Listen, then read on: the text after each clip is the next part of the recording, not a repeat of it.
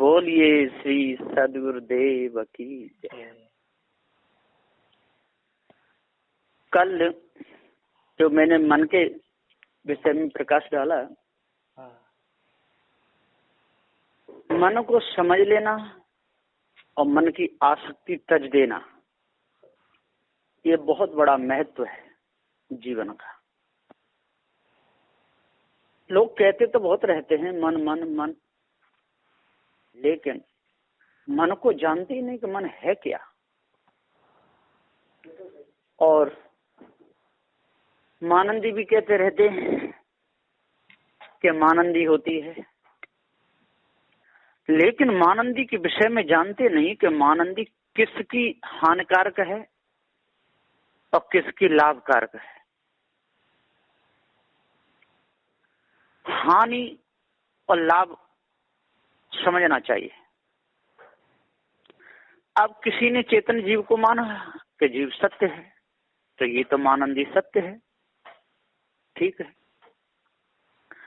अब किसी ने जीव को ईश्वर का अंश मान लिया, वो मानंदी झूठी है, वो कोई वस्तु नहीं। ईश्वर कोई वस्तु है ही नहीं, माना हुआ। तो मान करके वस्तु की प्राप्ति हो जाए वहां तक ठीक है, और मानंदी तो हो, लेकिन जिसको हम मान रहे हैं वो है ही नहीं, और मानने वाला तो है। तो मानने वाला ये जीव सत्य है, और मानंदी जो ईश ब्रह्म परमात्मा की जो की है ये झूठी है। लेकिन झूठी मानंदी को बताते ही, जनाते ही लोगों के तले धरती खिसक जाती है, घबरा जाते हैं। घबराने की इसमें कोई बात नहीं। जब ये झूठी मानंदी हमारे अंदर से निकल जाएगी, झूठी मानंदी की गुलामी हमारी छूट जाएगी, तो हमारे अंदर हिम्मत आएगी, साहस आएगा, विवेक विचार की जागृति होगी। और जब तक हम झूठी मानंदी में फंसे रहेंगे,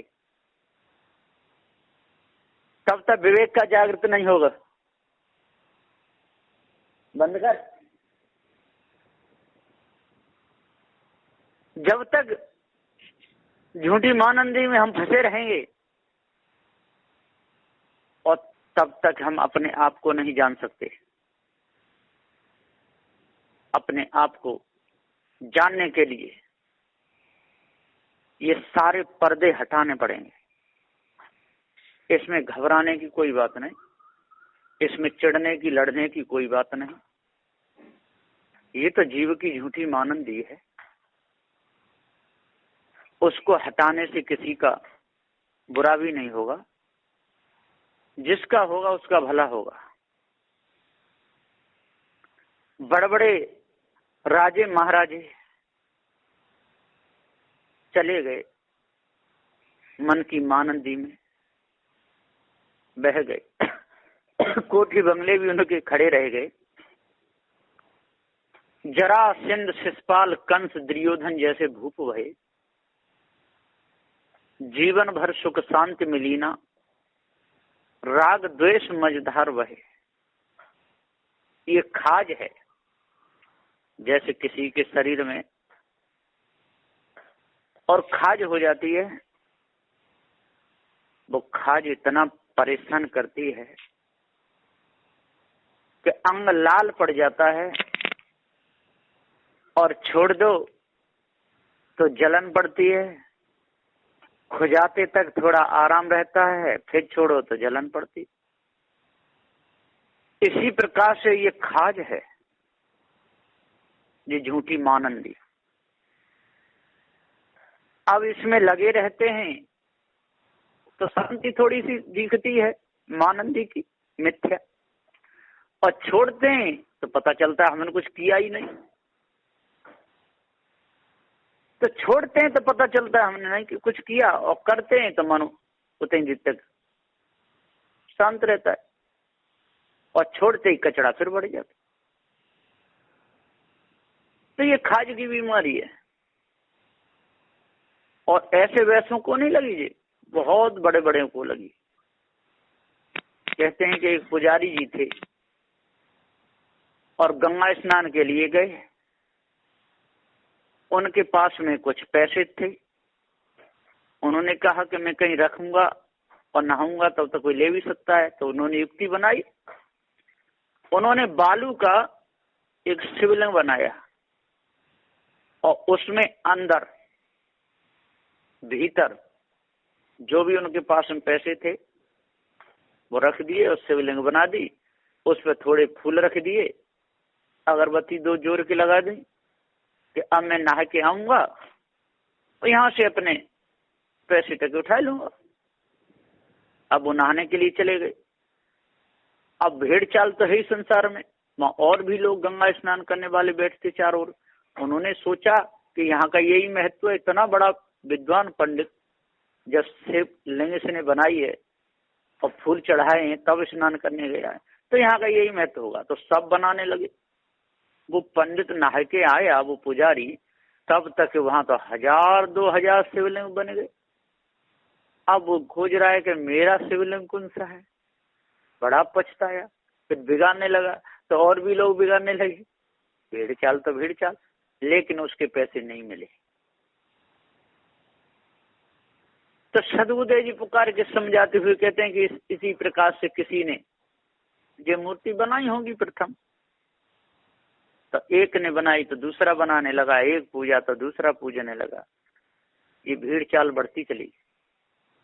इसी प्रकार से कोई बैठ गया होगा प्रथम, माला लेकर के, शंख लेकर के बजाने लगा होगा। तो भैया इससे क्या होता है कि कोई है परमात्मा जगत का कर्ता, वो इससे खुश होता है, उसका नाम लेते हैं। अब नाम क्या, नाम लोग कुछ भी रख देते हैं उल्टा पुल्टा। ये आवाज मत करे भाई। तो नाम उल्टा पुल्टा कुछ भी रख देते हैं।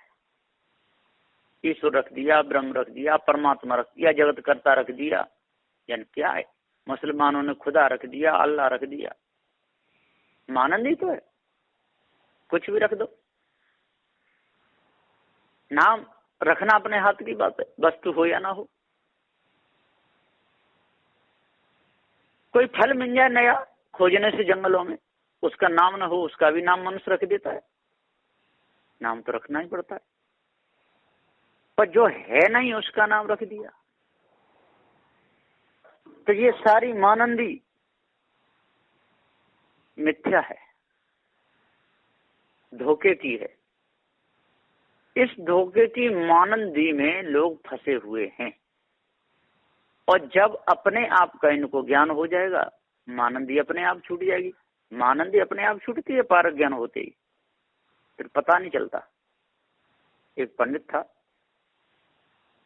पारखी संतों के नाम से बहुत चिढ़ता था। कहता नास्तिक हैं, ये किसी को नहीं मानते, इस ब्रह्म परमात्मा को नहीं मानते। कैसे लोग हैं, खाते पीते सोते हैं, कुछ करते नहीं, कहते हैं ईश्वर नहीं। जब वो ग्रंथों को खरीद के ले गया, उसके ग्रंथ पढ़े तो कुछ उस पर फर्क पड़ा। फिर पारखी संतों के पास में आया, उसने पूछा कि ब्रह्म नहीं है तो क्यों, ईश्वर नहीं है तो क्यों? हम लोग मानते हुए चले आ रहे हैं, हमारे पूर्वजों ने माना है। तब पारखी संतों ने कहा कि जो मानंदी है और निर्णय से न ठहरे तो छोड़नी पड़ती है। पहले कोई न कोई मानंदी बनानी पड़ती है समाज को चलाने के लिए, और धीरे धीरे वो छोड़ देनी पड़ती है। जैसे मकान बनाते हैं तो छत को रोकने के लिए नीचे टेकुआ लगाते हैं, खंबे लगाते हैं। अब वो छत पक्की हो जाती है, उन टेकुओं को हटा देते हैं। इसी प्रकार से प्रथम ऐसे ही लोग होंगे, पशु बुद्धि वाले ढूंढते रहते होंगे। तो विद्वान लोगों ने ये युक्ति बनाई, कहा कि जगत है तो करता भी होगा। कुम्हार को देखा बर्तन बनाते हुए, तो जब इन छोटी छोटी वस्तुओं का करता है तो बड़ी वस्तु का जरूर होगा। सुनार को देखा सोने के आभूषण बनाते हुए, बढ़ई को देखा कुर्सी मेज टेबल बनाते हुए। इसको देख करके उन्होंने अनुमान किया कि होगा। हाँ, दिखा तो नहीं, दिखे चना दिखे, वस्तु दिख रही है, पृथ्वी दिख रही है, जल दिख रहा है, अग्नि दिख रही है, वायु दिख रही है, सारे पेड़ पौधे जो कितने दिख रहे हैं, जरूर कोई ना कोई करता होगा। अब उन्होंने ये मानंदी मान ली।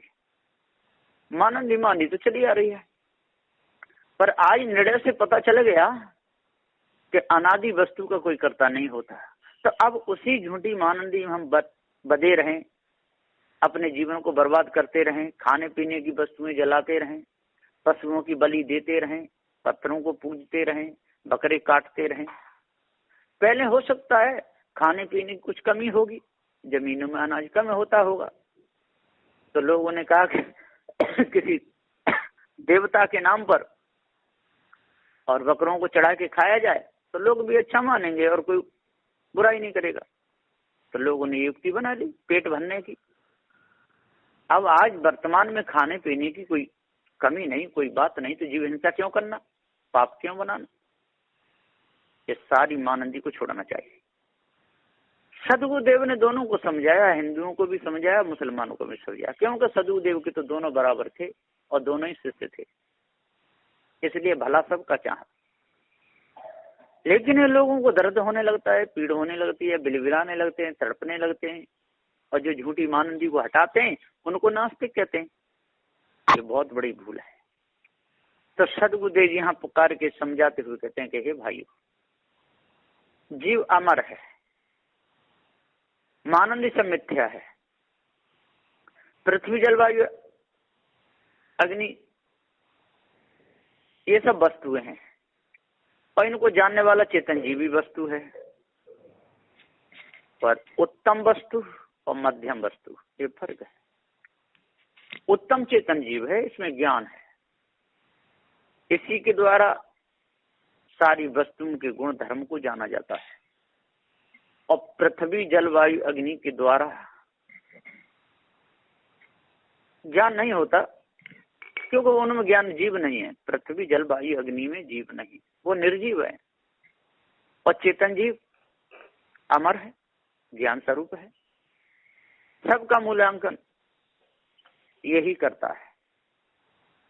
जंगलों में देख लो, यदि वैद्य हकीम न जाए और बूटियों को न लाए तो दवा कौन बनाएगा, बूटियों की जान पहचान कौन करेगा। ये मनुष्य करता है, खोजता है, करता है, कई बार प्रयोग में करते हैं, और तब उसका पता चलता है कि ये बूटी इस काम में आती है। यदि उनका प्रयोग नहीं किया जाए, बूटियों का शोधन नहीं की जाए, भस्में नहीं बनाई जाए, तो ये अपने आप थोड़ी बन जाएगी। लो भस्म है, सुवर्ण भस्म है, भस्म है, कितनी भस्म है, ये मनुष्य तो बना रहा है। चमनप्राश है, ब्रह्म रसायन है, कितने प्रवाल पिष्टि, कितने आयुर्वेदिक दवाई, एलोपैथिक दवाई, होम्योपैथिक, ये सब का आविष्कार करने वाला कौन है, ये चेतन जीव है। तो सदगुरुदेव जी पुकार के समझाते हुए कहते हैं कि जो अपने ही गुण धर्म को भूल जाए, अपनी ही मानंदी में स्वयं फंस जाए, अपने हाथ से बनाई हुई मूर्तियों की पूजा करने लगे, ये भूल है। तो सदगुरुदेव जी पुकार के समझाते हुए कहते हैं, अब पहले कच्चे मकान थे, आज पक्के बन गए, 3-3, 4-4, 5-5, 10-10 मंजिल के बन गए। एक बार तो 11 मंजिल की मंजिल में हम लोग ठहरे थे गुजरात में, जामनगर में, कितने बन गए। और आज वही रूढ़ीवादी चलती रहे कि नहीं नहीं कच्चे ही मकान होने चाहिए, तो काम नहीं बनेगा। पहले बैलगाड़ियों में लोग चलते थे, पैदल चलते थे, कई कई महीने लग जाते थे मुकाम पे पहुंचने के लिए। आटा दाल चावल सब साथ रखते थे, कहीं जंगल में रात्रि होगी वहीं रुक जाते थे, वहीं भोजन बनाते खाते थे। और आज रेलगाड़ी है, हवाई जहाज है, 4 पहिया गाड़ी, 2 पहिया गाड़ी, मोटरसाइकिल। पहले जो महीनों में यात्रा करते थे, आज वो घंटों में करते हैं। अब उसी रूढ़िवादी में हम बधे रहें तो काम नहीं चलेगा। तो सदबुद्धे जी पुकार के समझाते हुए पुकार कहते हैं कि भाई आज जागो, जागना के समय है। पारक सिद्धांत मिला है, पारकी संत किसी का बुरा नहीं चाहते, मूर्तियों के भी बारे में बता देते हैं, किसी की मूर्ति को जाके तोड़ते नहीं, फोड़ते नहीं। हाँ, मूर्ति बनी है, यादगारी है, बनी है, ठीक है, अच्छी बात है। एक बार मैं भी गया था एक मंदिर पे, वहाँ अशोक का पेड़ खड़ा था, एक नल लगा था, हनुमान की मूर्ति थी, बहुत गंदी हो रही थी, चारों ओर कचरा पड़ा था, मुझे वहां नहाना था। पहले तो वहां झाड़ू लगाया, सारा कचरा उठा करके गड्ढा था पास में, वहां पर जाके डाला। फिर पोंछा, कपड़ा एक मिल गया, धो करके मैं पोंछा लगाया, हनुमान की मूर्ति को साफ कर दिया, 2 बाल्टी पानी डाल के धो दी, साफ हो गई। वो पत्थर अच्छा लगने लगा, किसी का हो, तो देव मानने वाले देव मानते हैं, लेकिन उसमें हनुमान नाम की कोई चीज नहीं है, वो तो पत्थर है, नक्शा निकाल दिया गया, लोगों का भाव है। लोग कहते हैं कि भाव तो जुड़ेगा, हाँ भाव जुड़ जाएगा, लेकिन भाव की पूर्ति नहीं होगी। क्योंकि जैसे हमारी माँ है और हमको रोटी बना के देती है, और पत्थर की हम माँ बना लें और भाव पूरा जोड़ दें कि हमारी वही माँ है, लेकिन हमको एक रोटी भी बना के नहीं खिला सकती, क्यों? भाव जुड़ जाएगा पर भाव की पूर्ति नहीं होगी। इसी प्रकार से हनुमान का भाव तो आ जाएगा अंदर, राम का भाव आ जाएगा, कृष्ण का सब आ जाएगा, लेकिन वो धनुष बाण चला सके या कोई हमारे ऊपर आक्रमण करे तो वो त्रिशूल चला सके महादेव, या गदा घुमा के मार सके हनुमान, ऐसा नहीं होगा। भाव बन जाएगा लेकिन भाव की पूर्ति नहीं होगी। हम किसी का भी नाम लेके भाव बना लें कि हमारे खेत में अपने आप हमारा खेत जुट जाए, गेहूं बो जाए, समय पर फसल कट जाए, गेहूं हमारे घर में आ जाए, और भाव बहुत सच्चा बना में, देवी देवतन के पास रोज जाते रहे मंदिरों में, लेकिन न खेत जुटेगा, न उसमें दाना पड़ेगा, न फसल आएगी, कुछ भी नहीं होगा। तो भाव कहां पर बनाना है? जो जिंदे हैं उधर बनाओगे तो भाव की पूर्ति हो जाएगी। जैसे कोई सेठ साहूकार है, आपके पास में पैसे नहीं है, वो आपका लेन देन चल रहा है, समय पर आप जाओगे, आपके पैसे मिल जाएंगे, आपका काम चल जाएगा। और वही सेठ जी आप पत्थर के बना लो, अपने घर में रख लो, ये तो बहुत बड़े सेठ थे, इनके पास माल की कोई कमी नहीं, और उनके पास हाथ जोड़ के बैठे रहो कि हमारा काम चल जाए, हमारी फैक्ट्री में घाटा पड़ जाए, हमको 10 लाख रुपए चाहिए, तो एक पैसे भी देने वाले नहीं, क्योंकि वो भाव उनके प्रति जो बनाया वो झूठा है, और पहले जिंदे में बनाया था वो सच्चा था। तो सच्चे भाव को लोग छोड़ देते हैं और नकली झूठे भाव को पकड़ लेते हैं। तो सदबुद्धे जी पुकार के समझाते हुए कहते हैं कि आज सुंदर समय मिला है, और पारकी संत भी आज खूब हैं, उपदेश भी दे रहे हैं। सदगुरु श्री कबीर साहब का पारक सिद्धांत है, इस पारक सिद्धांत को जो भी समझ लेगा उसका तो हृदय इतना पवित्र हो जाएगा कि कुछ कहो मत, सारी ईमानंदी छूट जाएगी, भाव जुड़ जाएगा, चेतन पूजा में वो लग जाएगा, चाहे वो हिंदू हो, मुसलमान हो, ईसाई हो, पारसी हो, यहूदी हो, स्त्री पुरुष नपुंसक कोई भी हो, जिसको पारक ज्ञान हो गया तो वो काय को झूठे झमेले में फंसेगा।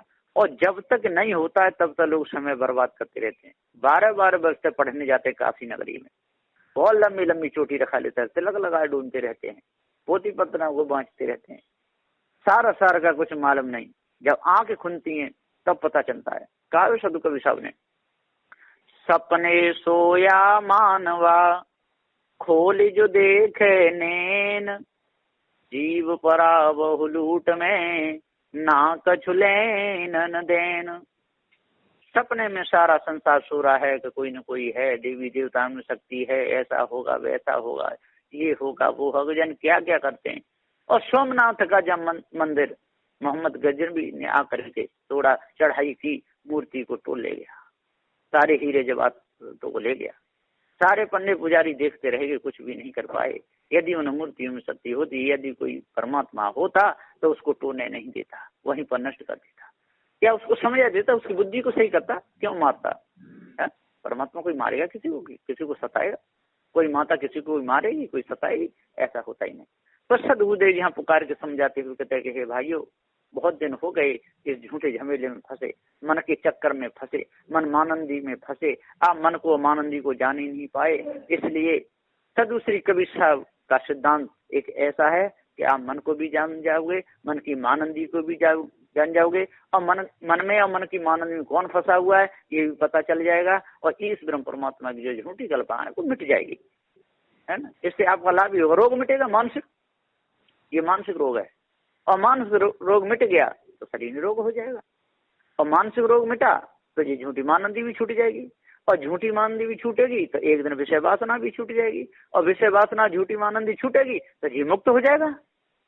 यही तो बंधन है खास, विषय वासना झूठी मानंदी ये छूटी तो जीव मुक्त।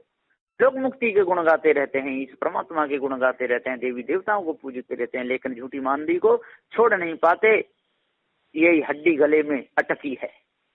तो सदगुरुदेव जी कहते हैं कि हे भाइयों, अष्टमा सदगुरु धारण करो, 10 दोषों का त्याग करो, तब पूर्ण शांति मिलेगी, तब आपका अंतःकरण पवित्र होगा। अब समझ करके, सोच करके और देख लो, जिसके अंदर ये सदगुरु कबीर साहब सिद्धांत उतरे वो मानो, और नहीं उतरता हो तो आप जाने आपका कम जाए। इससे में सदगुरु कबीर साहब क्या कर पाएंगे, कुछ नहीं कर सकते। बस इन्हीं वचनों के साथ में मैं अपनी वाणी को विराम देता हूँ। बोलिए श्री सदगुरुदेव की जय।